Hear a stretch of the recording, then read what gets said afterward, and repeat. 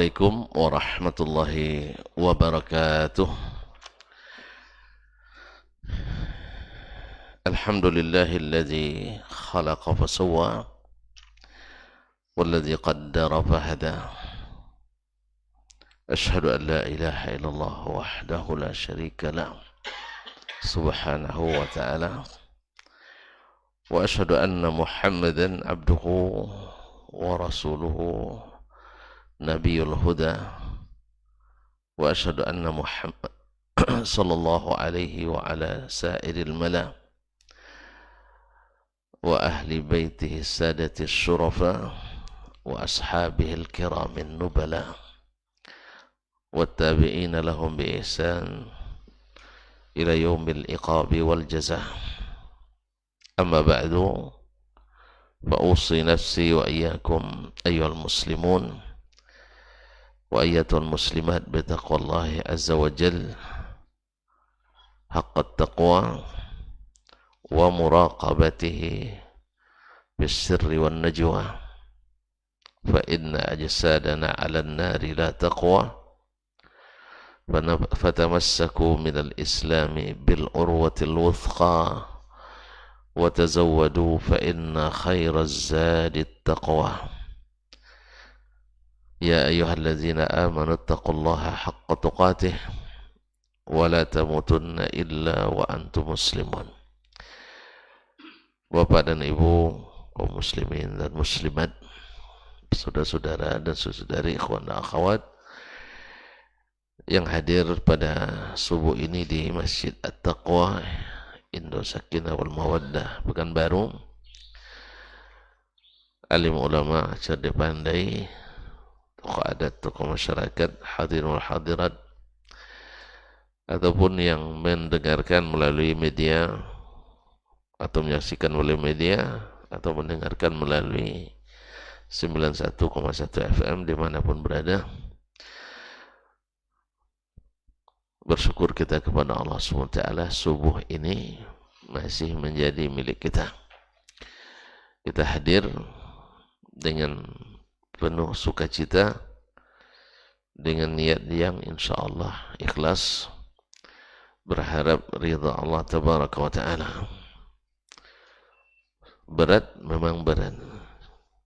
Salat itu sendiri berat, apalagi subuhnya. Tapi kebaikan yang Allah berikan tidak tanggung-tanggung dan tidak sembarangan. Salat sunatnya saja lebih baik daripada dunia dan seisinya. Walaupun tadi gara-gara sunatnya terlambat pula 1 rakaat akibatnya. Jadi timbang tadi sini sholat sunatnya itu di rumah, pilih di rumah, akhirnya terlambat pula. Pas saya sampai Allahu Akbar, ruku. Saya berharap tadi dengar mobil nanti imam pertimbangkan sedikit tambah 1 ayat. Tapi ini perlu saya sampaikan. Kadang-kadang imam terlupa, atau kadang-kadang mempertimbangkan yang sedang sholat. Saya masih ingat Nabi SAW, kalau dia jadi imam dengar trompa di luar masjid, dia panjangkan sedikit sampai orang ini bisa bergabung, karena bisa ruku bersama imam itu mendapatkan 1 rakaat. Tapi mungkin tadi imam tidak dengar mobil saya, atau tidak bisa membedakan mobil ustadz dengan mobil yang lain, maka atau mungkin sudah terlalu panjang di rakaat pertama, daripada dimarahin orang ramai lebih baik dimarahin 1 orang. Atau dia tahu ustaz kalau marah tidak lama-lama. Terima kasih. Ala kulli hal, ya perlu saya klarifikasi, karena nggak enak juga ustaz terlambat, kan nggak enak juga. Padahal tadi 10 menit menjelang azan atau 15 menit saya sudah jalan kaki tadi, karena Bang Romi suruh saya olahraga, Bang. Jadi jalan kaki sekitar rumah tadi dulu sambil manaskan mobil. Jadi pas azan saya wudhu, pilih tadi di sana, takut tidak dapat nanti. Akhirnya sholat sunat di rumah dulu. Subhanallah, dengan harapan tadi agak panjang sedikit, tapi itulah nasib. Apa boleh suratan takdir mah begitu ya. Allah musta'an. Saya yang salah itu. Saya yang salah. Semoga Allah memaafkan. Kaum muslimin dan muslimat dirahmati Allah. Menyambung kaji kita bersama Imam Al-Bukhari rahimahullah melalui kitab Al-Adabul Mufrad. Mudah-mudahan selawat dan salam semakin banyak kita ucapkan karena ini berkaitan dengan hadis Nabi sallallahu alaihi wasallam. Pada pertemuan sebelum ini ya, bab ke-181, babul ladzi yasbiru ala azan nas, bab orang yang sabar atas gangguan orang lain, yaitu keutamaan orangnya yang sabar bergaul dengan orang. Dan tentu saja yang namanya bergaul itu mesti ada hal-hal yang tidak menyenangkan, walaupun sebagian besar pasti menyenangkan. Ya, bergaul dengan orang itu alhamdulillah pada umumnya menyenangkan, tapi ada beberapa momen atau beberapa individu pribadi yang kadang-kadang tidak menyenangkan, tapi pada umumnya menyenangkan. Mungkin dari 100 orang yang kita bergaul dengannya, yang tidak menyenangkan paling 2-3 emangnya, 90 lebih menyenangkan. Atau dari sekian hari yang kita lalui, setahun 360 hari atau 365 hari berdasarkan perhitungan Masehi, mungkin yang tidak menyenangkan hanya 10 bulan ya. Nah, dari 365 hari hanya 10 bulan yang kadang tidak menyenangkan. Pada umumnya menyenangkan dalam bergaul dengan manusia, dengan keluarga, dengan teman-teman, masyarakat. Alhamdulillah. Kalau sempat menderita terus, tidak semuanya, kebanyakan orang menyenangkan, pasti kita minta segera ya Allah wafatkan saya. Tapi alhamdulillah sekarang doanya panjangkan angan-angan umur saya, murahkan rezeki. Berarti masih ada harapan untuk hidup. Nah, yang demikian inilah membuat kita sabar terhadap segala gangguan yang ada. Dan itu ada keutamaannya. Sudah tersebutkan, orang yang bisa sabar lebih baik daripada orang yang menyendiri, kuper, kurang pergaulan, sehingga tidak atau hampir tidak ada gangguan yang dialaminya. Bagi kulin khair, dua-duanya ada kebaikannya. Kurang pergaulan itu ada kebaikannya, tapi mana yang lebih baik? Yang suka bergaul dan sabar. Yang suka bergaul dan sabar. Ya, namanya sabar itu kan pahalanya. Innama yuwaffas sabiruna ajrahum bighairi hisab. Orang yang sabar itu pahalanya tanpa batas. Tanpa batas. Nah, di bab yang ke-182, Imam Al-Bukhari mempertegas lagi, kata dia orangnya sekarang perbuatannya, babus sabri alal adha.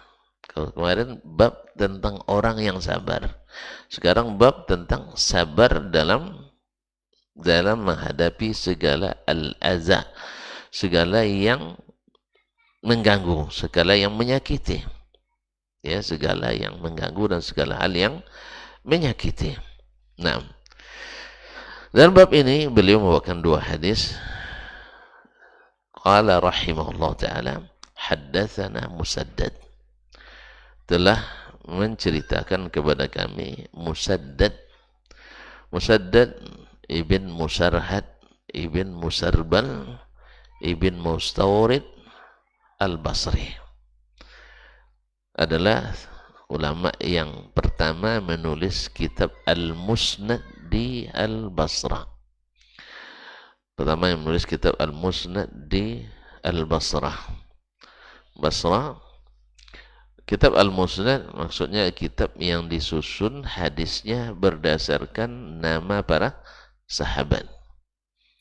Misalnya hadis Abu Bakar As-Siddiq, lalu dia menyebutkan dengan sanadnya hadis Abu Bakar semuanya dalam satu tempat. Lalu dia bilang lagi hadis Umar ibn Khattab radhiyallahu anhu, lalu dia sebutkan hadis-hadis Umar bin Khattab. hadis Utsman bin Affan radhiyallahu anhum ajma'in. Lalu dia sebutkan di bawah itu hadis-hadis yang diriwayatkan oleh Utsman dari Nabi sallallahu alaihi wasallam. Selanjutnya hadis Ali ibn Abi Thalib dan seterusnya. Ini namanya kitab Al-Musnad.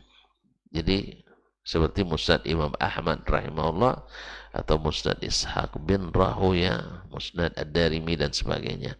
Nah, di Basrah yang menulis kitab dengan model ini yang pertama kali adalah Imam Al-Musaddad ini. Musaddad ibn, langsung lupa, Musaddad ibn Musarhad ibn Musarbal ibn Mustawrid Al-Basri. Qala rahimahullah haddatsana Yahya ibn Sa'id, telah menceritakan kepada kami Yahya ibn Sa'id. Nah, siapa Yahya ibn Sa'id ini? Yahya ibn Sa'id itu banyak, ada Al-Ansari, ada Yahya ibn Sa'id bin Farrukh Al-Qattan. Nah, di sini ada yang maksud adalah Yahya ibn Sa'id ibn Farrukh Al-Qattan Al-Basri, Imamu Al-Jarh wa Ta'dil, salah satu dari Imam Al-Jarh wa Ta'dil. Ya, dia Sufyan ibn Uyainah Abdurrahman ibn Mahdi, beliau wafat di tahun yang sama, lahir pula di tahun yang sama. Wafatnya 198, lahirnya saya tidak ingat lagi. Biasanya kita lebih suka menghafal tahun wafatnya. Wafat 198, Sufyan bin Uyainah, Abdurrahman bin Mahdi, dan Yahya ibn Sa'id Al-Qattan. Nah, bila bersepakat Yahya ibn Sa'id Al-Qattan dengan dengan Abdurrahman ibn Mahdi mentautsik seseorang atau menyebutkan si fulan thiqah, maka kata Imam Az-Zahabi addu alaih bin nawajis, ini muktamad, gigit dengan gigi geram. Itu mengutip hadis addu alaiha bin nawajis, artinya muktamad, tidak perlu dipesisikan lagi. Tapi bila keduanya berselisih, Abdurrahman ibn Mahdi dengan Yahya ibn Sa'id Al-Qattan, maka kita katakan katanya, maka perkataan yang muktamad adalah perkataan Yahya ibn Sa'id Al-Qattan ini. Jelas ya? Ini dalam ilmu jarh wa ta'dil. Taib. An Sufyan, dari Sufyan. Siapa di sini? Sufyan Ats-Tsauri. Ahsanta. Sufyan ibn Sa'id ibn Masruq Abu Abdullah Ats-Tsauri Al-Kufi, faqihul Iraq di zamannya, adalah ulama hadis dan fikih di Irak pada zamannya. Pada zaman itu ada imam 4 pula yang menjadi rujukan utama di negeri Islam. Bila orang ada masalah pasti menanya mereka. Satu adalah Sufyan Ats-Tsauri di Irak, Al-Auza'i di Syam, Lais ibn Sa'ad di Mesir, dan Imam Malik ibn Anas di Hijaz. Mereka imam 4-nya waktu itu. Cuman dari imam yang 4 ini yang lulus verifikasi, ini bahasa sekarang nih, artinya yang punya mazhabnya masih eksis dan banyak pengikut adalah Imam Malik ibn Anas. Itu mazhab Maliki. Zalika fadlullah yu'tihi man yasha. Tidak semua orang yang terkenal mendapatkan kelebihan yang sama. Oleh sebab itu, terimalah apa yang Allah takdirkan untuk diri kita, sehingga tak kurang juga bagian pahala bagi kita. Sufyan Ats-Tsauri rahimahullah qala haddatsani al-A'mash, telah menceritakan kepadaku Al-A'mash Sulaiman ibn Ma'ran Al-Kahili. Masih ingat dia thiqah mudallis, salah satu dari 6 tabi'in yang menjadi perpustakaan sanad hadis. Masih ingat? Dia masih ingat dah?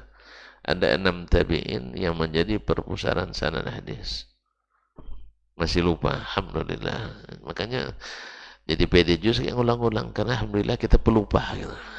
Jadi Imam Az-Zuhri di Madinah, Imam Amru ibn Dinar al-Makki di Makkah. Imam Qatadah ibn Di'am as-Saddusi di Basrah. Imam Yahya ibn Ma'ali. Hah? Di Kampar?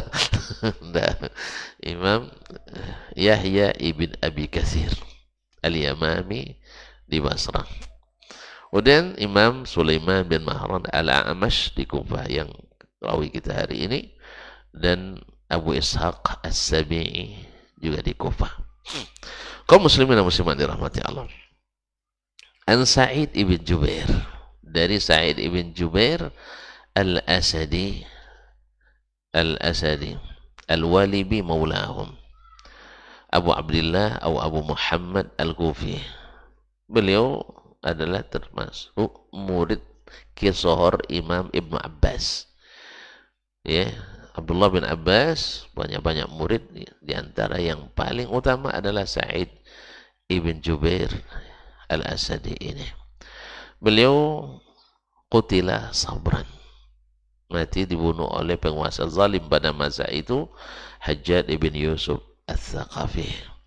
Hajjaj bin Yusuf al-Thaqafi, penguasa zalim, dia pantang melihat leher ulama dan mulai subur lehernya, dia senang untuk memangkasnya, apalagi kalau pokal pula. Dan termasuk beliau ini termasuk ulama yang pokal bahasa sekarangnya. Ya, bahasa sekarang namanya pokal, ya, suka menyentil dan mengeritik. Oleh sebab itu kaum muslimin dan muslimat dirahmati Allah, itu ijtihad beliau, sehingga beliau ditangkap, dihadapkan ke depan Hajjaj bin Yusuf al-Thaqafi dan dibunuh olehnya. Semoga Allah merahmati Imam Sa'id bin Jubair al-Asadi rahimahullah ta'ala, dan semoga Allah memberikan balasan yang setimpal kepada yang zalim. Ma'asyarul kiram dirahmati Allah, sebab itu juga menjadi pelajaran bagi kita supaya tidak menjadi orang yang zalim. Zalim itu kegelapan hari kiamat. Makanya nama Sa'id bin Jubair tetap harum sampai hari kiamat. Tapi nama Hajjaj ibn Yusuf namanya busuk sampai hari kiamat. Pilih aja, kita nak didoakan kebaikan oleh orang atau tidak dapat doa minimal, ya. Ya, orang ada ragu mendoakannya. Ada beberapa orang tokoh-tokoh kita, ya, namanya nama orang Islam, tapi ketika dia wafat ragu kita mendoakannya. Ragu kita mendoakan, terus terang. Apa sebab? Statementnya, pernyataannya kadang-kadang di luar Islam. Ya, kalau seandainya itu yang dia yakini, dia memang bukan Muslim lagi. Ya, pernyataannya, ya, kalau dia mengakui dan meyakini itu, berarti dia memang tidak Islam sebenarnya. Akhirnya kita ketika dia wafat, kita nggak tahu, jadi ragu mendoakannya. Jangan sampai seperti ini. Jangan sampai seperti ini, di mana lebih banyak mendukung orang-orang di luar Islam daripada mendukung umat Islam. Kan banyak zaman sekarang nih yang kaum munafikin yang dulu bersembunyi, sekarang dan nampak taringnya dijadikan untuk menakut-nakuti umat Islam yang dia sendiri sebenarnya bagian dari mereka, menjadi pembela-pembela orang di luar Islam. Walau sebenarnya mereka juga tidak membutuhkan pembelaannya, karena kita dalam kondisi damai seperti ini, hidup berdampingan antara agama yang ada di negeri ini. Tapi subhanallah, ada sebagian orang Islam yang gatel, kata orang Arab, ya, gatel, ya, seolah-olah menjadi pahlawan bagi agama lain, momok bagi agama sendiri, seperti kata Profesor Haidar Nasir hafizahullah. Kaum muslimin dan muslimat dirahmati Allah. Ana Abi Abdurrahman As-Sulami, dari Abu Abdurrahman As-Sulami. Siapa namanya Abu Abdurrahman ini? As-Sulami. Hah? Dia terkenal sekali. Abu Abdurrahman As-Sulami ini terkenal dengan, pertama, keilmuannya ada pasti. Yang kedua, terkenal paling zuhud, imamnya ahli zuhud di masa tabi'in. Termasuk imamnya ahli zuhud di masa tabi'in. Namanya adalah Abdullah ibn Habib ibn Rabi'ah As-Sulami, dikenal dengan Abu Abdurrahman As-Sulami. Dia seorang ahli zuhud, tapi bajunya 400 dirham. Satu dirham berapa Bang?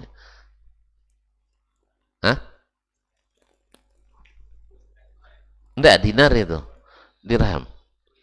Hah? Satu dinar, satu dirham. 27.000, 70.000. Murah sekali sih. Dulu. Satu dirham ya, 2,5 gram perak. 70.000 kali 400. Ini hitung-hitung duit banyak. 7 kali 4, 28 juta. Coba yang pakai baju 28 juta, angkat tangan. Saya nak coba pakai sekali aja, tes aja gitu. Ya, saya tes di ruang apa nih, kawan Mahrus ini, di mana rasanya pakai baju. Kemarin pas ke Jakarta, masuk ke apa Bang, galeri di hotel itu kan, di lobi ada galeri baju-baju mahal kan. Saya tengok baju kaos, nanya setelah korting harganya hanya 1.200.000. Ya, bukan tidak ada duit untuk beli, ada. Cuman saya tengok celana saya. Celana harganya 300.000 dengan ongkos jahitnya. Pakai baju kaos sudah tidak matching, saya bilang. Akhirnya tidak jadi. Cinan sih Cinan memang. Akhirnya saya lebih senang pakai baju kaos yang harga-harga 75.000. Kan itu kan matching jadinya. Jelas ya? Pada suatu masa saya dulu diajak babang saya masuk plaza sepatu 5 lantai, sepatu semuanya tuh dengan sandal.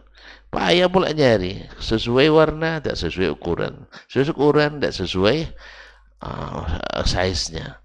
Pas dapat size-nya enak dipakai, ringan, merek pun merek yang terkenal di mana-mana. Pas nengok bandrolnya hanya 600 ringgit waktu itu.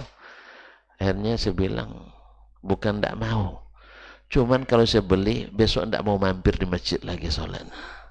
Apa sebab? Khawatir sepatu hilang. Itu yang masalahnya. Kemudian waktu itu celana saya harganya 35.000. Ya, kalau 600 ringgit berapa? Ya, sekitar 8 juta lah ya. Enggak, 8 apa?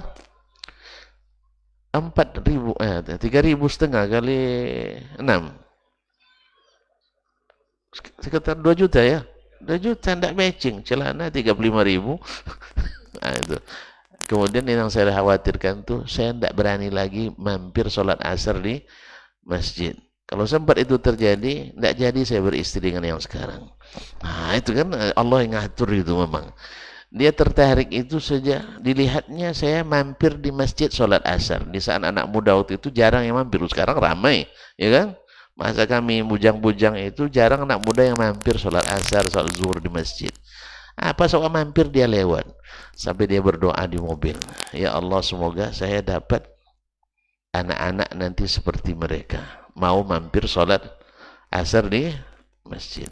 Di sana pun saya berdoa. Apa doa saya? Ya Allah beri saya istri yang salihah, cantik, tidak masalah, asal kaya. Akhirnya bertemulah doa kami di aras sana. Ya, kami belum saling mengenal, tapi doanya cepat kenalan dulu. Akhirnya Allah mudahkan seperti yang terjadi. Alhamdulillah. Cerita lengkapnya lihat senja di Padang Arafah. Nah, mana tahu cerita lengkapnya ada di situ nanti. Allah musta'an. Kaum muslimin dan muslimat dirahmati Allah Subhanahu wa taala. Ini Abu Abdurrahman Sulami, Abdullah ibn Habib bin Rabi'ah. Beliau seorang zuhud, tapi pakaiannya boleh mahal. Zuhud itu, makanya zuhud itu bukan campang-camping. Definisi zuhud banyak ulama mendefinisikannya. Ya, di antara yang paling, menurut saya yang paling bagus adalah tarku ma la yanfa'uka bil akhirah. Meninggalkan segala sesuatu yang tidak bermanfaat di akhirat. Kalau baju bagus bermanfaat di akhirat, ya pakai. Kalau mobil mahal bermanfaat untukmu di akhirat, pakai. Rumah besar bermanfaat untuk di akhirat, pakai. Ya, tapi dengan syarat jangan ngutang, habis itu mati meninggalkan utang gara-gara bikin rumah besar. Jangan. Ya. ngutangnya semasa hidup aja. Udah mati. Nah, jadi kaum muslimin dan muslimat dirahmati Allah Subhanahu wa taala. Baik. Ayahnya sahabat Nabi, Habib bin Rabi'ah, ya, sahabat Nabi. Beliau sebenarnya lahir di masa Nabi masih hidup, tapi tidak bertemu dengan Nabi sallallahu alaihi wasallam, tidak jadi sahabat, hanya jadi tabi'in. An Abi Musa, dari Abi Musa Al-Asy'ari, Abdullah ibn Qais Al-Asy'ari, masyhur, salah seorang ulama di masa sahabat Nabi alaihi salatu wasallam. Beliau pernah juga jadi amir di Irak, menjadi gubernur di Irak di masa, dan saat itu ulama besarnya di Irak ada Abdurrahman ibn Mas'ud radhiyallahu taala anhu.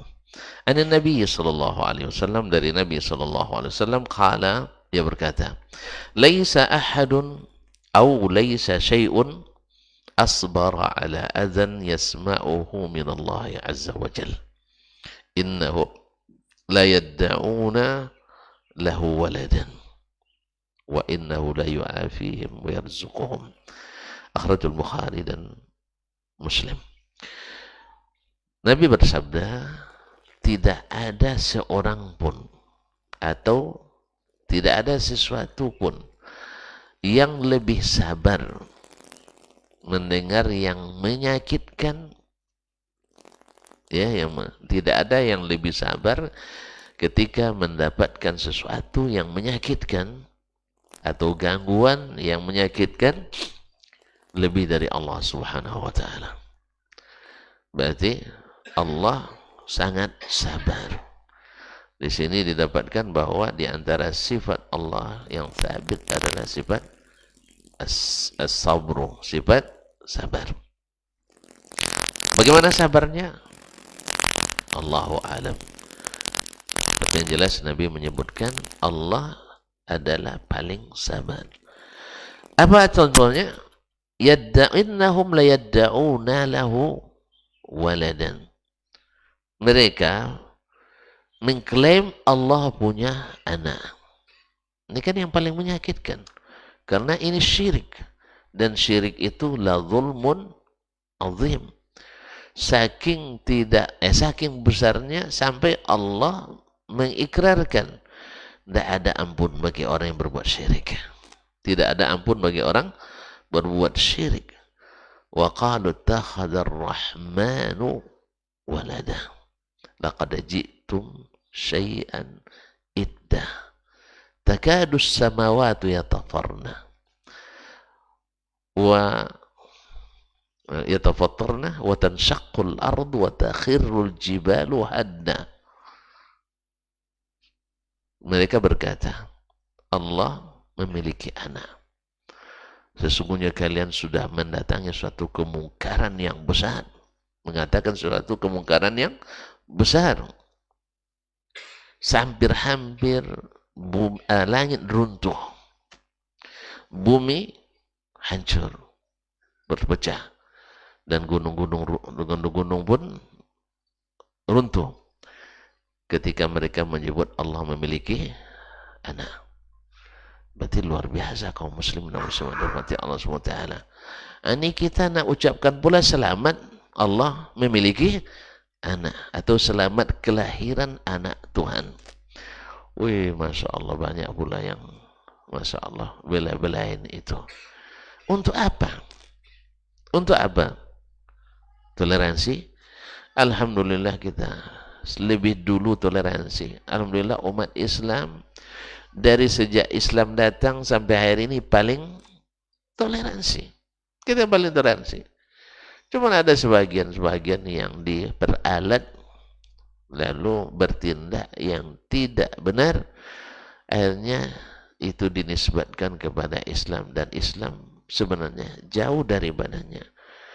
Jadi makanya kita ini harus jangan suka dijadi alat orang untuk memecah belah kita. Ya, disuruh diasung-asung untuk membuat kerusakan atas nama umat Islam. Akhirnya menjadi beban bagi Islam. Ya, padahal mereka pasti tidak suka bila satu orang di suatu kampung itu mencuri, lalu dihukum kampung itu kampung pencuri. Pasti kita tidak suka.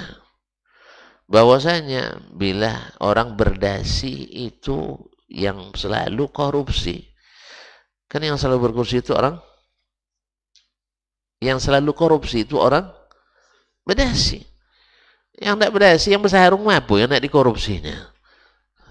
Iya, orang bersarung apa yang dia nak korupsi, kecuali di atasnya pakai dasi, bawah sarung, itu lain. Nah, ya, kan ada juga yang nak bersarung dia tapi di atasnya pakai dasi. Makanya mohon maaf, saya pun itu yang membuat saya juga termasuk salah satu sebab alergi pakai dasi gitu. Ya, alergi ke dasi gitu. Sebab kalau sudah ke dasi itu potensi Allah musta'an. Yang kedua, panas. Negeri ini negeri gerah. Udaranya lembab. Ya, yang kadang-kadang buah baju yang di atas saja kadang-kadang ditutup sudah basah keringat sama kita. Apalagi diikat pula leher dengan dasi gitu. Ya. Kecuali bagi yang sudah bekerja dari AC ke AC, mobil pakai AC, mobil AC juga nya. Cuman itulah. Ya, pernah saya bawa naik mobil dari Madinah ke Riyadh, basah baju saya kan. Masya Allah mandi Ustaz di mobil tadi kata kawan di sana. Iya, karena teman-teman tuh mobilnya mobil-mobil bagus baru kan karena kerja di Toyota. Awak sisa-sisa orang ya kita pakai. Jadi AC-nya bikin kita mandi keringat di mobil gitu. Ya ada sih tapi panas gitu. Allah musta'an. Jadi kaum muslimin dan muslimat dimati Allah. Tidak mungkin rela kita bilang asal berdasi korupsi. Mau untuk bilang begitu? Tidak suka. Demikian juga kita umat Islam ini ada yang berbuat kesalahan. Sekian banyak umat Islam melakukan kesalahan. Lalu dituduh setiap umat Islam mesti begini. Atau sebagian orang ciri khas tertentu melakukan kesalahan. Lalu kita katakan ini teroris. Tentu nak tahu bahwasanya di Amerika dari 80 sampai 88 saja itu terjadi serangan terorisme itu lebih dari 500 kali, 538 kali di Amerika. Yang melibatkan umat Islam hanya 13 kali dari 500. Lalu selebihnya orang apa? Orang non-muslim sih, bukan kafir. Yang muslim hanya 13 kali. Nah, kenapa? Harusnya kan kalau biar adil, berarti yang teroris di sana bukan umat Islam, umat lain, non-muslim. Nah, lalu ketika ada sebagian umat Islam yang diperalat melakukan hal-hal yang tidak sehat itu, akhirnya umat Islam jadi tertuduh. Makanya tulisan Profesor Haidar Nasir, ketika agama jadi tersangka, agama kita jadi tersangka, semua yang berbau Islam di mata umat Islam sendiri menjadi momok, na'udzubillah. Nah, kaum muslimin dan muslimat, oleh sebab itu kita belajar dari Allah SWT. Allah dikatakan punya anak, padahal Allah sangat tidak suka disebut punya anak. Nah, maka Allah mengatakan innallaha la yaghfiru ay yushraka bihi. Allah tidak mengampuni dia disekutukan dan mengampuni dosa selain itu. Kaum muslimin, tapi Allah tetap sabar. Allah tetap sabar. Buktinya apa? Kata Nabi sallallahu alaihi wasallam, innahum yad'una lahu waladan, mereka mengatakan Allah punya anak. Padahal ini perkataan paling mungkar sedunia. Ini juga bil munasabah kaum muslimin dan muslimat dirahmati Allah, kita juga dilarang untuk meyakini orang yang di luar agama kita sesat. Padahal mereka sering menyebut kita domba-domba yang tersesat. Kok kenapa mereka tidak dilarang? Kita dilarang mengatakan mereka orang sesat. Mereka juga sendiri mengakui mereka orang kafir. Tapi kita tidak boleh mengatakan orang kafir. Kaum muslimin dan muslimat dirahmati Allah Subhanahu wa taala, mereka yang memang melakukan itu, apa katanya? Innahum yad'una lahu waladan. Allah berarti sejak zaman Nabi ini sudah ada. Maka Nabi melarang kita untuk mengikuti dan tolong menolong dalam masalah ini. Ma'asyiral kiram dirahmati Allah. Wa innahu la yu'afihim wa yarzuquhum. Tetapi Allah tetap menyehatkan mereka dan memberi rezeki pada mereka. Allah, kalau sempat seperti kita disakiti seperti itu, jangankan kita, Abu Bakar Siddiq radhiyallahu anhu, lihat ketika Ummul Mukminin At-Tahirah, ketika Ummul Mukminin yang suci Aisyah radhiyallahu anha dituduh oleh kaum munafikin melakukan perbuatan yang tidak terpuji, ya, ikut-ikutan pula Mistah. Mistah ini kerabat Abu Bakar yang dibelanjai oleh Abu Bakar sehari-hari, kehidupan dia dan keluarganya.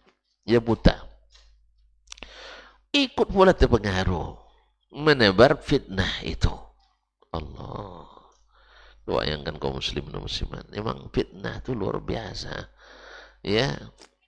Makanya kadang-kadang kawan dekat pun kadang kalau di masa fitnah susah dipercaya. Dia lebih mencari selamat untuk diri. Dilihat orang pada ikut, dia ikutan pula. Ya. Akhirnya sampai berita ke Abu Bakar. Abu Bakar bersumpah, sejak saat ini saya tak akan belanjai lagi. Bayangkan. Coba bayangkan, kalau sempat Allah seperti itu, kalau kau syirik, aku tak beri nafkah, aku tak beri rezeki, kalian akan sakit selamanya. Tapi Allah sabar. Bahkan kaum muslimin dan muslimat hari ini, ada orang pergi haji dan umrah bikin dosa di depan Ka'bah. Bikin dosa di depan Ka'bah. Kalau Allah tidak sabar, pasti Allah azab. Kan sebagian kan mengatakan, kalau seandainya itu tidak benar, pasti Allah sudah turunkan azab. Antum jangan lupa, beratus tahun dulu berhala nginapnya di mana? Hah? Dalam Ka'bah, di rumah Allah. Allah suka? Hah? Tidak suka. Suka sama Abu Jahal? Suka sama Abu Lahab? Tidak. Jadi tidak ada barometer andainya kalau Allah tak turunkan azab, berarti mereka benar.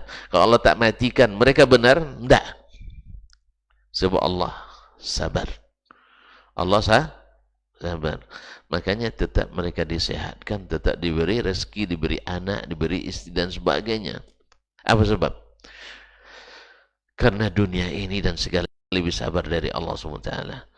Dilakukan orang di depan rumahnya, dalam rumahnya, kemungkaran luar biasa, tapi Allah tetap beri rezeki, Allah tetap berikan kesehatan. Pernah ada di Pekanbaru ini dulu seorang dokter, kan hujan batu dari langit.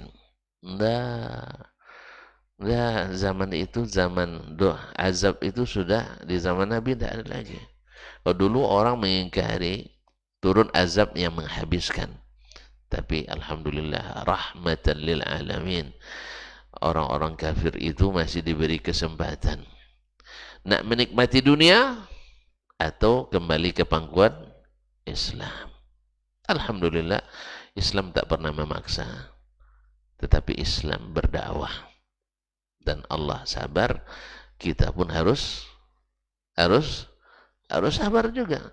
Kita tidak sampai dibilang yang paling kita ini. Alhamdulillah sampai hari ini berdakwah belum pernah dibilang orang gila, bang. Mungkin karena iman kita masih belum sampai ke tingkat wali. Ya kan, kalau gila nanti kan jadi wali majzum. Jadi wali majzum. Mereka kan tidak mau ngakui kita jadi wali. Oleh sebab itu tidak dipakai kata gila, paling-paling dibilang bonga. Alhamdulillah. Ya, kadang-kadang yang bilang tuh lebih yang bilang mau enggak tuh kadang sering tidak lulus dulu. Ya, alhamdulillah. Dan orang pasti akan ketawa gitu. Ya, orang sudah sampai dapat gelar akademisi tertinggi lalu dibilang bonga, kan tuh ketawa orang. Ya kan, Anda kan baru aja. Itu pun karena dorong-dorong barangkali dapatnya. Nah, jadi kaum muslimin dan muslimat, tidak mungkin. Jadi tidak mau dibilang gila. Sebab apa? Kalau gila itu wali, jadi wali. Gitu, ini tidak ada yang diwali katanya. Nah, Allah musta'an. Kaum muslimin dan muslimat dirahmati Allah. Jadi hadis ini juga menghasung kita untuk sabar Allah sendiri diberitakan kepadanya yang tak bisa diterimanya, tapi Allah tetap berikan rezeki dan Allah berikan. Nah, ini diantara adab yang disukai oleh Allah SWT. Baik, lalu Imam Al-Bukhari menyebutkan hadis selanjutnya, haddatsana Umar ibn Hafs, telah menceritakan kepada kami Umar ibn Hafs, itu Umar ibn Hafs ibn Ghiyas Al-Kufi. Qala haddatsana abi, dia berkata telah menceritakan kepada kami bapakku, itu Hafs ibn Ghiyas. Qala haddatsana al-Amash, telah menceritakan kepada kami al-Amash yang tersebut dalam sanad sebelumnya. Qala sami'tu syaqiqan, saya mendengar syaqiq. Syaqiq yaitu Abu Wa'il, Syaqiq ibn Salamah Al-Kufi, juga seorang rawi yang thiqah. Yaqul, dia berkata, qala Abdullah, Abdullah berkata. Siapa Abdullah di sini? Abdullah ibn Mas'ud Al-Huzali Abu Abdurrahman Al-Kufi berkata, qasama an-nabiy sallallahu alaihi wasallam qismatan, Nabi membagi-bagi suatu pembagian, yaitu ghanimah. Ghanimah pada perang Hunain. Setelah Fathu Makkah, Nabi bergerak ke Taif dan terjadilah perang Hunain waktu itu, yang awalnya umat Islam, karena setelah Fathu Makkah ramai umat Islam sampai mereka mengatakan lan nughlabal yawma min qillah, kita takkan pernah terkalahkan lagi karena jumlah kita besar. Lalu Allah beri ujian, kalian lupa rupanya menang itu bukan dengan jumlah. Wa yawma hunainin idh a'jabatkum kathrakukum, hari perang Hunain ketika kalian mulai ujub dengan jumlah yang banyak. Lalu Allah katakan tak berbahan itu bagi kalian, tapi Allah lah yang menyelamatkan. Allah lah yang menyelamatkan. Oleh itu kaum muslimin dan muslimat, selesai peperangan, Nabi membagi-bagi ghanimah. Bagi-bagi ghanimah kepada para al-mu'allafati qulubuhum, orang-orang yang masih baru masuk Islam, mu'allaf, dan diberikan kepada kepala-kepala suku banyak-banyak. Nabi beri kepada Aqra' ibn Habis, ya sesuai dengan namanya Aqra' ibn Habis, habis dibawanya. Nah, dibawanya itu habis bahasa kita ya. Diberi oleh Nabi sekian ratus. Kemudian Uyainah ibn Hisn diberi pula sekian ratus, ya, sapi atau kambing. Nengok itu ada yang, nah itulah kaum muslimin dan muslimat, ada dari kalangan Ansar.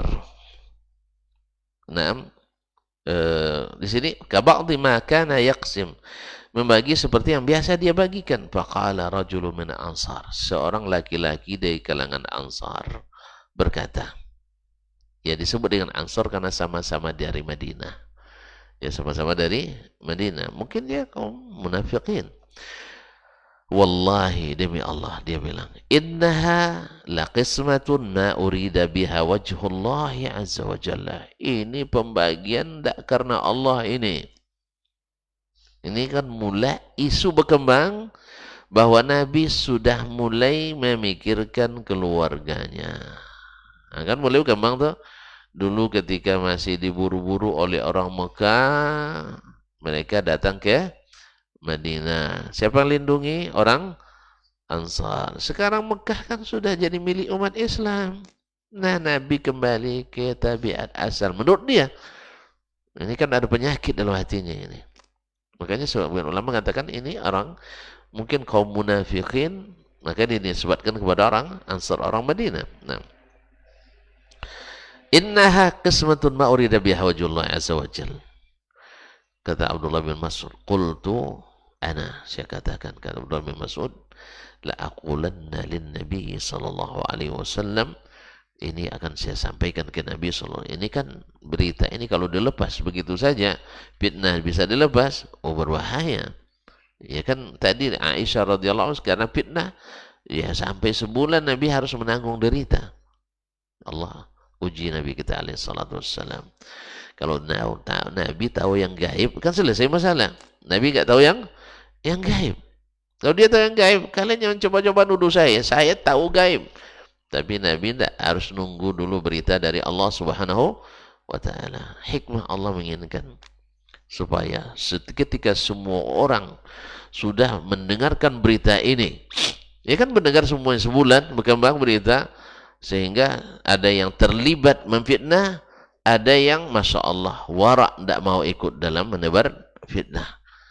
Dan itu kebanyakan sahabat. Tapi ada sebagian sahabat yang terpengaruh oleh fitnah. Ya seperti tadi Mistah, seperti Hasan bin Thabit dan lain-lainnya, terpengaruh oleh fitnah dahsyatnya. Makanya kalau hari ini kalau ada sebagian ustadz terpengaruh oleh fitnah yang terjadi hari ini yang mendiskreditkan umat Islam dan umat Islam, iya jangankan itu, fitnah itu dahsyat, maka jangan dekat-dekat. Ulama menyebutkan al-fitanu khattafah wal qulubu dha'ifah. Fitnah itu menyambar-nyambar dan hati kita sangat lemah. Maka jangan dengar-dengarkan. Kalau kita termasuk yang lemah, mudah untuk terpengaruh, jangan dengar-dengar ahli fitnah. Ini betul itu. Ya kita katakan, hati-hati jangan dengarkan dai-dai fitnah. Seperti yang kemarin datang, ya jauh-jauh dari luar negeri datang, apa fitnahnya? Yang suka belajar tauhid itu teroris, calon radikal. La haula wala quwata billah. Nabi SAW setiap napas dakwanya isinya tauhid. Bahkan sampai akhir hayatnya, menjelang wafatnya, pesannya tentang tauhid. Tapi memang orang yang belajar tauhid jadi teror bagi orang yang suka nyinggung-nyinggung syirik. Ya. Yang kedua, orang yang tak paham tauhid memang tak suka. Apa sebab? Banyak kegiatannya yang berbau syirik yang akan terganggu. Ya, orang bertauhid ya tidak akan gulu. Mereka suka gulu. Asal ada kuburan keramat mesti dijenguknya. Kalau orang yang ngaji tauhid, enggak.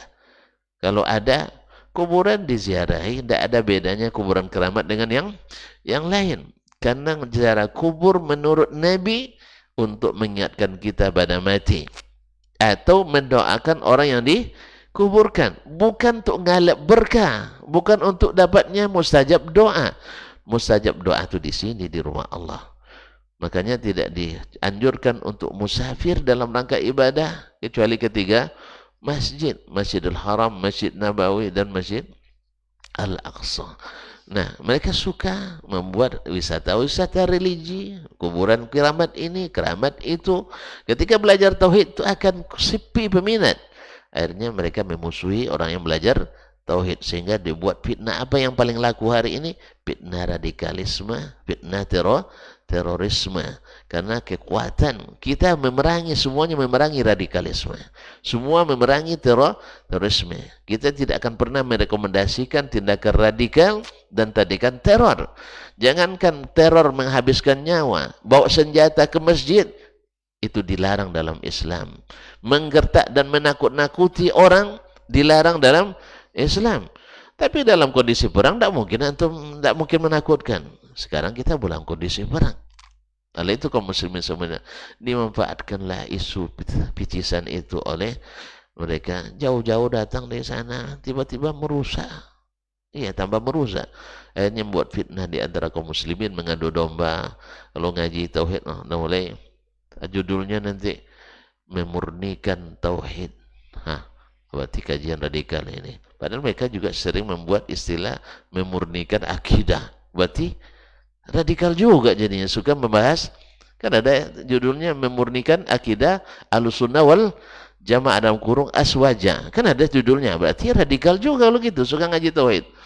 Cuman yang dimaksudnya tauhid yang dimaksud adalah tauhid yang benar, bukan tauhid yang bercampur dengan ilmu-ilmu kaum Mu'tazilah, lalu dinamakan dengan ilmu kalam yang terangkum dalam akidah Asy'ariyah dan Maturidiyah yang sangat jauh dari keyakinan as-salafu as-salih. Katanya mengikut as-salaf, tetapi ketika ditanya siapa di antara salaf yang mengatakan sifat 20, dia akan bingung. Enggak ada memang. Abu Bakar, Umar, enggak ada. Ketika ditanya Allah mewujud bila makan, hadis atau bukan? Oh bukan. perkataan Ali. Di mana dapat? Dibuat pula tadlis. Riwayat Abu Bakar Al-Baghdadi. Awak kira Khatib Al-Baghdadi ahli hadis yang ahli fikih mazhab Syafi'i. Bukan, dia seorang Mu'tazilah Abdul Qahir Al-Baghdadi yang menjelma jadi pembesar Al-Asy'ariyah. Di bersanad, tidak bersanad, tapi bersunat. Paham tak? Sanadnya enggak ada, disunat sanadnya. Tiba-tiba diletakkan. Ali berkata, Allah mawjud bila makan. Ya, Allah ada tambah tempat. Di mana dikatakan Ali? Enggak tahu. Ya, ini yang menyebutkan wafatnya tahu abad ketiga, abad keempat. Ali sudah wafat di abad pertama. Di mana dia dapat? Enggak ada. Jadi kaum muslimin dan muslimat lalu mengatakan kami pengikut salaf. Oh, salaf itu seperti apa? Ini yang kita baca. Baca Al-Ajurri dalam Asy-Syari'ah, baca Al-Lalakai dalam Ushulus Sunnah, baca Al-Muzani dalam Syarhus Sunnah. Semuanya mengatakan bahwa Allah seperti yang dikabarkan Allah dan Rasul dalam kitab dan sunnah. Jadi kalau kita ditanya nanti, siapa yang meyakini Allah di atas? Pertama, Allah yang beritakan. Dua, Rasul yang menjelaskan. Tiga, sahabat meriwayatkan. Dan semua mereka berkeyakinan Allah di atas. Yang mengatakan Allah tidak bertempat, siapa?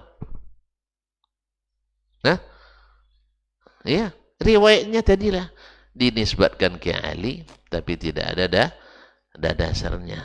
Tidak ada sanadnya. Kalau tidak bersanad, nah, semua orang bisa mengatakan, kalau tanpa sanad, semua orang bisa bilang, berkata Rasulullah. Mana sanadnya? Pokok Rasul yang berkata, katanya. Rasul yang berkata. Mana, siapa buktinya? Tidak ada. Jadi itu kaum muslimin. Sama dengan kami pengikut salaf juga. Salaf yang mana? Seleb.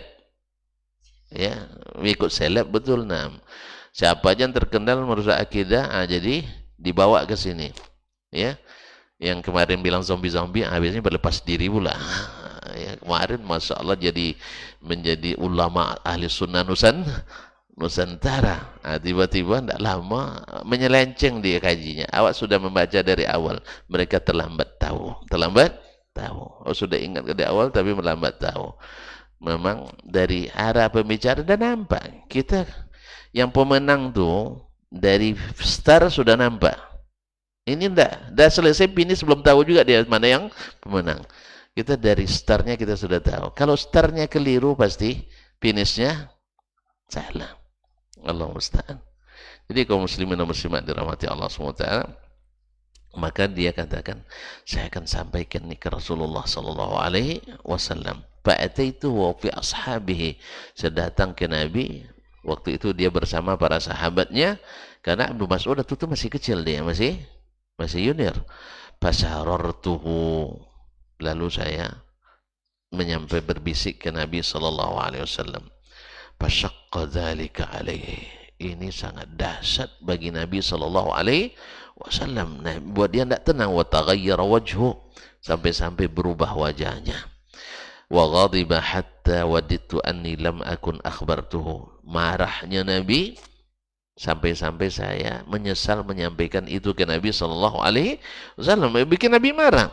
Baik. Lalu thumma qala. Kemudian Nabi berkata, qad uziya Musa bi akthar min zalika fa sabar. Tapi Musa dulu disakiti lebih dari ini, tapi dia tetap sabar. Artinya Nabi juga mengatakan saya pun harus sabar. Dalam riwayat lain ketika Nabi dikatakan seperti itu, Nabi katakan kalau tidak adil Allah dan Rasul, siapa yang akan adil lagi? Saya ini Rasulullah, yang saya lakukan itu dengan wahyu. Cuman kan indikatornya seperti orang sekarang gampang menuduh orang dengan keadaan dia. Ketika kita hari ini mencapai kekuasaan dengan cara apapun, maka ketika terjadi konflik antara sahabat ketika dalam suatu masalah pemerintahan, dia anggap motifnya sama. Kita berebut kekuasaan karena duniawi. Mereka waktu itu bukan merebut kekuasaan karena duniawi, tapi kada ijtihad yang berbeda. Ali mengatakan stabilitas dulu diamankan, baru nanti dihukum para pembunuh Utsman. Para Muawiyah dengan dorongan orang-orang Syam ingin selesaikan dulu para pembunuh Utsman, baru bicara masalah stabilitas. Sehingga Muawiyah mensyaratkan baiat ke Ali, selesaikan pembunuh Utsman. Kaum Khawarij yang membunuh Utsman harus dihukum dulu, baru mengurus stabilitas negara. Ali tidak. Hukum baru bisa dijalankan setelah diamankan seluruh ini. Berbaiat dulu. Tidak ketemu. Akhirnya terjadilah apa yang terjadi. Dikira oleh orang yang tidak beriman, yang belajar Islam kepada orang yang tidak beriman, akhirnya dianggaplah itu sebagai perebutan kekuasaan. Seperti yang terjadi di zaman kita. Kaum muslimin dan muslimat dirahmati Allah.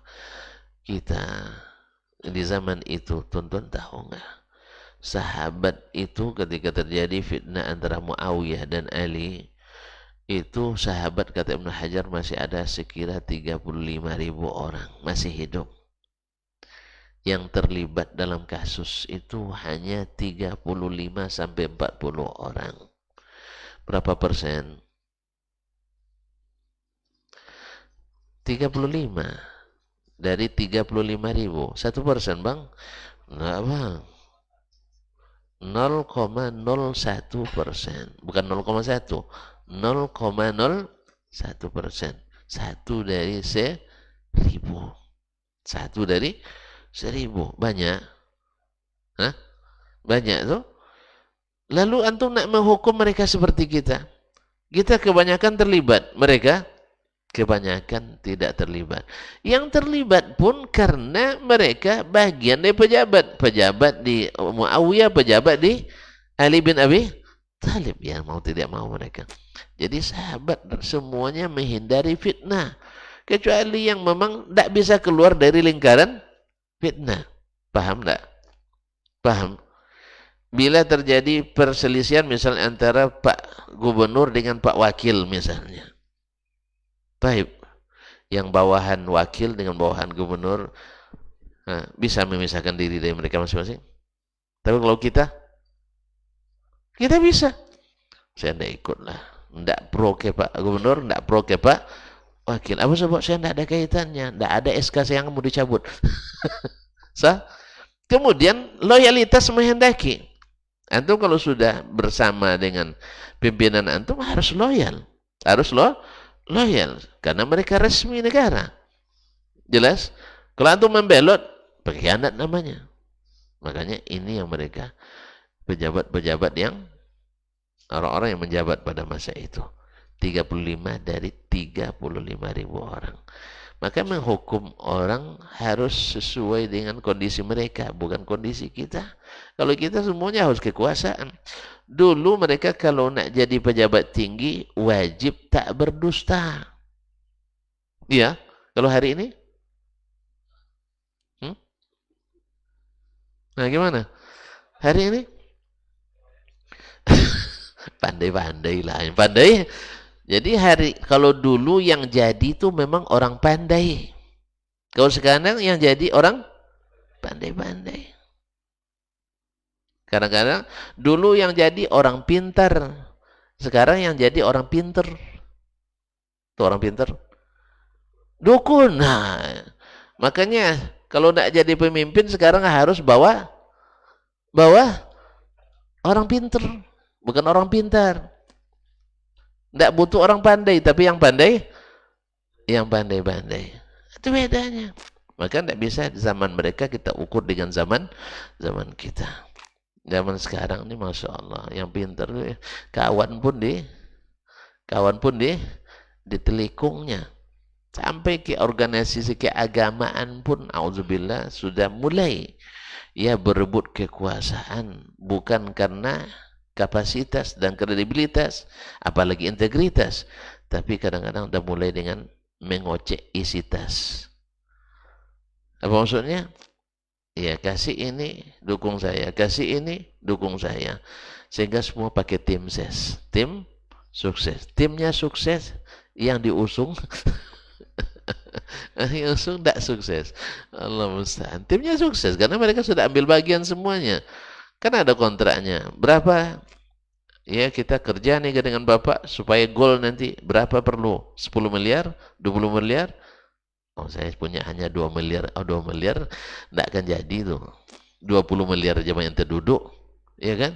Apalagi hanya 2 miliar. Jadi kayak yang hanya punya 2 miliar tidak usah apa nanti terduduk. Tidak akan duduk tuh. Hanya terduduk. Jadi zaman ini ya harus ya tim suksesnya semakin ramai, semakin banyak pengeluarannya. Kemudian mereka ke bawah, ikan mau nauzubillah. Kebanyakan harus menghalalkan segala cara. Ya, ustadz yang dikenal pun bagus nanti bisa jadi buruk. Nah, gimana caranya? Itu terserah. Yang penting jagoan saya harus harus jadi jagoan kita, sehingga memburukkan kawan sendiri kadang. Allah musta'an. Nah, setelah itu baru namanya konsolidasi. Setelah jadi, yang ini nggak jadi, nah, bagi-bagi apa? Bukan, nggak bagi kursi. Nah, abang jadi wakil lah ya katanya untuk ngobat hati. Hati dah luka sejak kemarin. Di waktu kampanye, di waktu rumah apa suksesi, ya si Fulan tuh kesalahan dibuka keburukan-burukannya. Terobati dengan jabatan enggak juga. Tak juga. Kalau soalnya sudah main buka-buka rahasia yang tak patut dibuka. Ini khawatir kita sudah masuk ke apa namanya link-link yang bersifat keagamaan. Jadi orang keagamaan pun tidak bisa juga dicontoh lagi. Berebut kekuasaan. Akhirnya kalau begini kita, orang akan melihat sahabat dengan kacamata ini juga. Padahal jauh panggang dari api. Adalah menkiaskan dua hal yang berbeda. Bedanya tak langit dengan bumi. Dulu mereka lari di kekuasaan, kita sekarang berlari mengejar kekuasaan. Mereka tuh sambil di apa namanya, karena lari dihukum karena tidak mau. Kalau sekarang biarlah berurusan hukum, yang penting mau. Kalau kita biar berkasus hukum, yang penting harus jadi. Dulu mereka enggak, karena enggak mau mereka dihukum. Nasallallahu alaihi wasallam. Maka mengkiaskan mereka dengan kita beda sekali. Kembali ke ini, jadi Nabi alaihi salatu wasallam ketika dikritisi oleh orang tadi, Nabi tentu marah. Sebab apa? Ini syariat. Yang dilakukan, yang dikritiknya syariat, bukan pribadi. Ya, bukan pribadi. Karena Nabi membagi itu karena Allah Subhanahu wa taala. Dan hasilnya jelas. Ketika Aqra' ibn Habis bawa pemberian Nabi itu 100 ekor sapi, sampai di kampungnya dia bilang, "Ayyuhan nas, ittabi'u Muhammadan." Hai manusia, wahai masyarakat, ikut Muhammad, fa innahu yu'ti man la yakhaful faqr. Sebab dia memberi orang yang tak takut jatuh miskin. Ini contohnya 100 sapi saya dapat. Akhirnya 70 keluarga langsung masuk Islam sehari itu. Rugi Nabi memberi? Rugi? 70 kakak langsung masuk Islam. Hampir 10 kabilahnya masuk Islam. Karena memang kita boleh memberikan hadiah, memberikan zakat kepada orang yang diharapkan masuk Islam. Dan Nabi lebih paham itu daripada kita. Cuman orang-orang yang tidak sabar kadang-kadang menjadikan sesuatu sebagai isu yang tidak sedap. Sama kita hari ini, sebagian kita, kalau ustaz tidak mau mengikut apa yang dia inginkan, langsung tidak jelas manhaj ustaz. Apa sebab tidak jelas? Tidak mau punya dayannya. Jadi memangnya manhaj itu ikut antum segala hal. Kalau tidak ikut, tidak jelas manhajnya. Kalau gitu tidak usah bermanhaj. Ini banyak orang seperti itu hari ini. Na'udzubillah, thumma na'udzubillah. Jadi kaum muslimin dan muslimat dirahmati Allah, maka intinya sabarlah. Bersabar. Karena sesungguhnya itulah yang dianjurkan oleh baginda Nabi alaihi salatu wasallam. Musa dulu disakiti lebih dari ini. Maka kita dikatakan begini dan begitu, masih belum seperti yang dilakukan orang kepada para nabi dan para rasul. Dan Allah sendiri juga melakukan mencontohkan hal yang sama, itu sabar terhadap hal yang paling dia benci tapi dikatakan orang kepadanya. Makanya ketika Musa kan tidak tahan lagi disakiti, itu ngadu ke Allah. Ya Allah, saya disakiti terus, kenapa tidak jadikan saja dengan kun ya kun, Allah, orang tidak mengganggu saya lagi, tidak menyakiti saya lagi. Apa kata Allah SWT? Ya saya saja tidak dapat itu, hai Musa. Tidak semua orang mencintai saya, padahal saya yang ciptakan, apalagi kamu. Akhirnya Musa terpaksa harus juga bersabar. Allah sendiri tidak diciptakannya makhluk semuanya mencintainya. Kan banyak makhluk. Mana yang sekarang lebih banyak kufur kepada Allah atau beriman? Lebih banyak kufur. Dari 8 miliar penduduk dunia, yang Islam cuma 1 miliar lebih, 1 miliar 400 juta, selebihnya ingkar pada Allah Subhanahu wa taala. Tayyib. Nah, gimana? Jadi Allah sendiri tidak menciptakan orang semuanya mencintainya. Apalagi kamu Musa. Hanya Musa sabar ketika disakiti. Dan ketika Nabi kita disakiti, beliau juga sabar. Musa dulu lebih dahsyat, maka mereka sabar. Nabi Musa sabar. Nah, ini juga menunjukkan keutamaan sabar terhadap segala yang menyakitkan. Yang kita alami pasti lebih ringan daripada yang dialami oleh Rasulullah Sallallahu Alaihi Wasallam. Maka bersabar, jangan salah langkah. Sebagian kita tidak sabar, ya tidak sabar, ya pokoknya dilawan katanya. Apa yang nak dilawan? Kita bukan sedang perang, kita sedang diuji. Kita diuji. Jadi bukan bahasanya, dakwah ini bukan bahasa melawan, tapi bahasanya adalah bahasa menjelaskan, menanggung segala gangguan.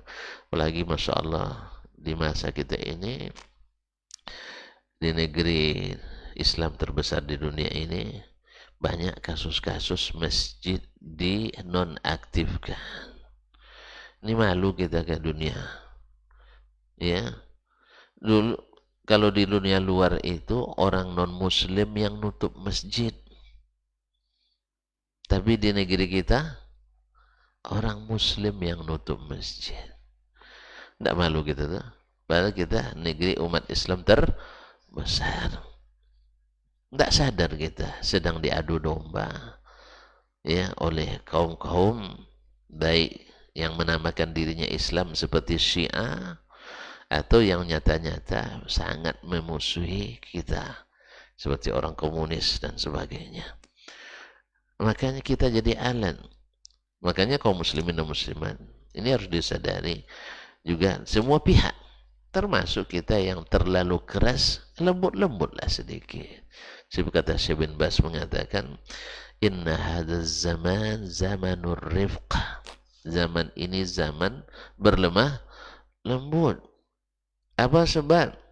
Lianna aktsaran nasi ala jahlin min dinihim. Sebagian besar manusia jahil terhadap agamanya. Dan ingat, orang yang tidak tahu mesti tidak mau terima sesuatu yang belum dia ketahui. Kita juga seperti itu dulu. Ya kan, sebelum ngaji, nengok orang ke masjid, ngapulah so alim sekali, masih muda sering ke masjid. Kan itu kita dulu. Nengok orang celana, ini celana tahun berapa dibelinya kok udah cingkrang sekali kan. Pokoknya jadi semua terus. Ada yang saya sodorkan rokok, misalnya, tidak mau dia merokok. So alim pulang, ngaji loh sebut saya Dasman, ya kan. Dasman memang tidak pernah lulus merokok kan, ya kan. Banyak cemooh. Ya sih.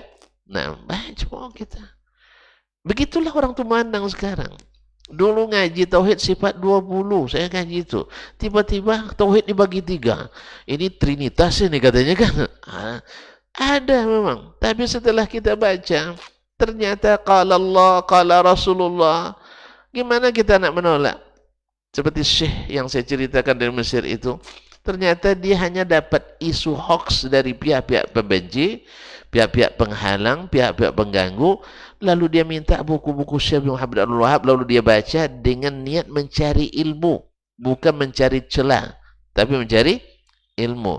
Sebab saya dengarkan ada yang baca kitab, tapi yang dicarinya kesalahan, sehingga dia buat tafsiran sendiri. Ibarat Al-Quran bukan tafsir Jalalain, tapi tafsir jalan lain yang dia pakai. Akhirnya dia membuat kesimpulan sendiri. Kesimpulannya inilah yang bikin masalah itu. Tapi barangkali ya itu yang dapat kita sampaikan pagi ini. Mudah-mudahan Allah SWT menjadikan kita orang-orang yang juga sabar dalam berdakwah. Karena kesabaran itu kan ada 3. Sabar dalam buat taat, sabar dalam meninggalkan maksiat, dan sabar terhadap musibah yang menimpa, baik pada diri, pada keluarga, pada dakwah, pada lembaga, pada masjid. Sekali lagi saya katakan, malu kita hanya terjadi sepertinya di Indonesia, umat Islam jadi tukang tutup masjid, dan sebaliknya tukang jaga. Nah, itu. Gereja dijaga, vihara dijaga, masjid dijegal, umat Islam diganggu. Subhanallah. Ini pertanda apa? Allahu alam, kalau bukan karena tidak mengenal agama dengan baik. Akhirnya yang mengenal agama dengan baik justru dimusuhi dan dituduh dengan tuduhan yang macam-macam. Padahal dululah mereka inilah yang dulu menghidupkan toleransi di negeri ini. Tetapi ketika dibuat kekacauan seperti ini, mulai benturan-benturan, sebagian sedang, sebagian skala besar. Sampai-sampai ya baru berapa masjid yang ditutup, pengajian yang dilarang, dan sebagainya. Kenapa? Karena tidak sepaham. Ya, orang sudah main kekuatan. Semoga Allah SWT singkap keadaan ini dan angkat dari bumi pertiwi ini, sehingga kita kembali berdakwah, kembali mengaji dengan aman dan nyaman. Tak sepakat itu biasa, tak beda pendapat itu biasa, bahkan beda pendapatan pun tidak masalah, tapi jangan sampai memaksa. Ya, kita hujah jawab dengan hujah, debat kalau jawab dengan debat kalau bermanfaat. Tapi kalau hanya untuk memuaskan nafsu, untuk apa? Oleh itu kaum muslimin dan muslimat dirahmatillah, kita doa semoga Allah SWT mudah-mudahan Allah menanamkan kesabaran dalam diri kita, tapi tetap juga introspeksi tentang cara dan tabiat kita. Jangan kita menjadi beban bagi dakwah karena tidak memahami situasi dan kondisi di mana kita berdakwah. Kapan kita harus cepat larinya, kapan kita harus sedang, kapan harus berhenti dulu sementara, melepas ngantuk, ya, melepas lelah, atau menunggu razia selesai.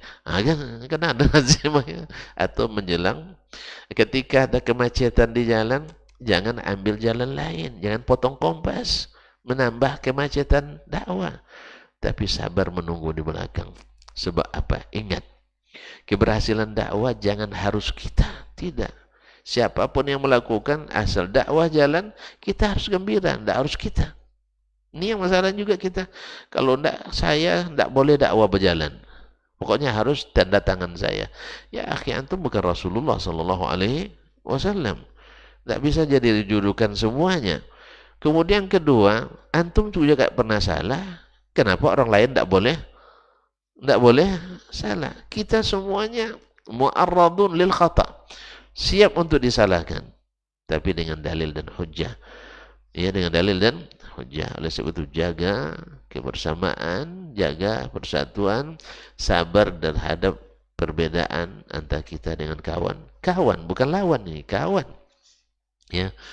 Oleh itu mudah-mudahan Allah SWT berikan kita akhlak ini, sabar terhadap segala hal yang mengganggu, yang menyakiti, baik yang datang dari internal kita sesama mengaji, ataupun dari eksternal yang belum mengaji, bahkan dari eksternal yang tak mungkin mengaji sama kita. Ya, misalnya orang-orang non-muslim yang mengganggu, atau orang-orang liberal yang suka bikin gangguan, atau orang-orang syiah yang memang tak nyaman kita hidup aman. kemanapun mereka masuk pasti memporak-porandakan barisan. Semoga umat Islam ini tersadarkan, tidak terprovokasi. Wallahu ta'ala alam wa sallallahu ala nabiyina Muhammad wasallam. Terima kasih dan mohon maaf. Subhanakallah bihamdik. Asyhadu an la ilaha illa anta astaghfiruka wa atubu ilaik. Wassalamualaikum warahmatullahi wabarakatuh.